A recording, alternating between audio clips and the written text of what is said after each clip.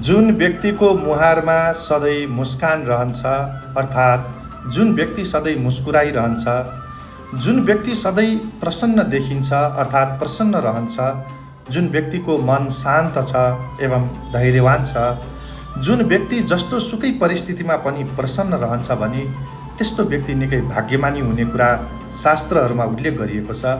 त्यस्तो व्यक्ति सुख, शान्ति र समृद्धि प्राप्त गर्नेवाला हुन्छ एवं त्यस्तो व्यक्ति निकै प्रतिगामी हुने गर्दछ।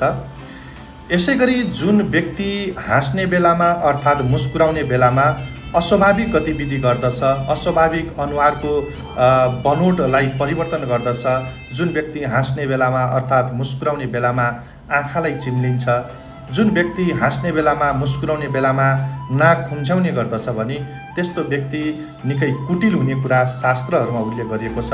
त्यस्तो व्यक्ति निकै धर्मरहित हुने गर्दछ, त्यस्तो व्यक्ति पाप कर्म गर्नेवाला हुन्छ, त्यस्तो व्यक्ति अपराधिक मनस्थितिको हुने शास्त्रहरूमा उल्लेख गरिएको छ।